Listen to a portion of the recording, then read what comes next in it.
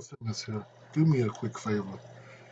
Please give me some patience as I try to go through the history and the future of the heart of Atlanta, Spelman and Morehouse. This one took some deep diving after the intro.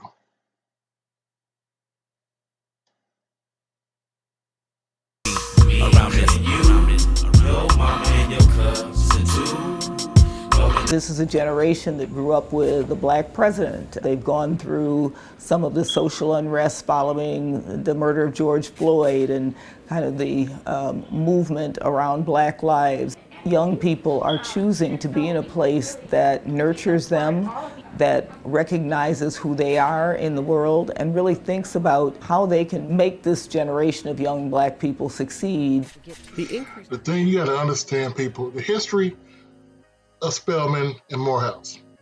They make leaders, which is one of the big differences you're going to have with PWIs and HBCUs. So some of the leaders you may not have heard of from Spelman University. Have you heard of Blanche Ormwood? Was the first African-American woman in the state of Florida to graduate from accredited law school.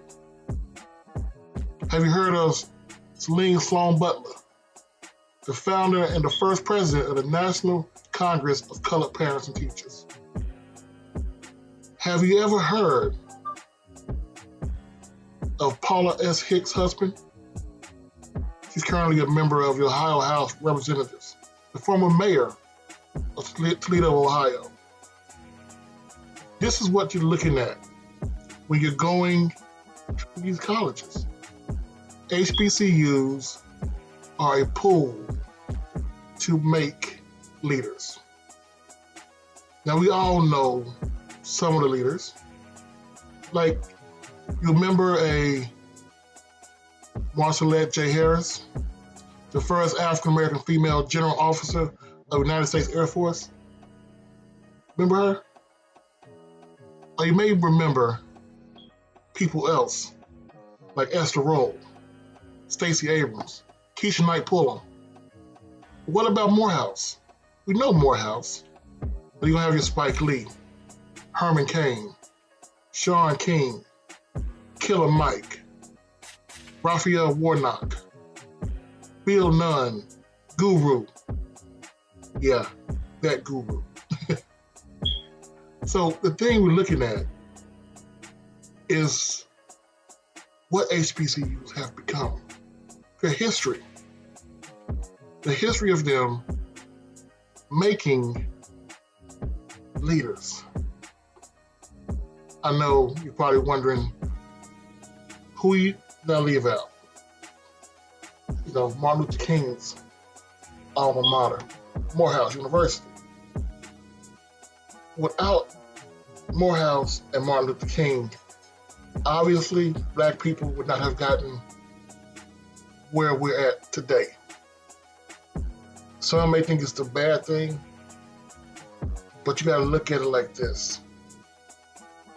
The step made forward came from the hollow halls of HBCU.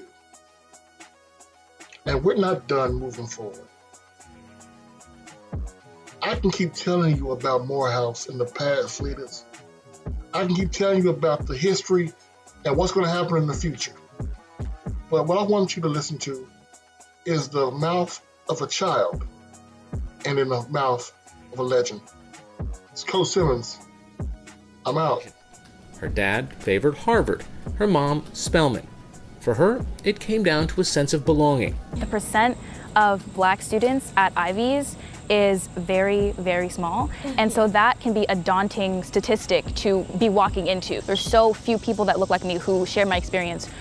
I'm gonna have to prove myself at every step of the way. HBCUs like Spelman College have seen a surge in interest. In 2014, more than 4,000 people applied. In 2021, that nearly tripled with more than 11,000 applicants.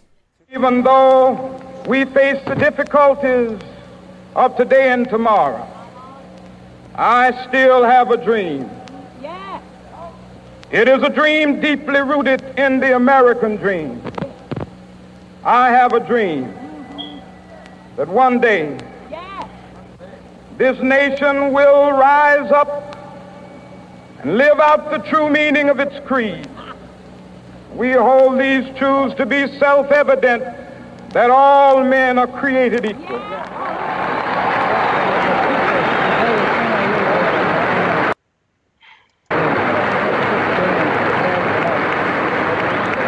I have a dream that one day on the red hills of Georgia, the sons of former slaves and the sons of former slave owners will be able to sit down together at the table of brotherhood. I have a dream.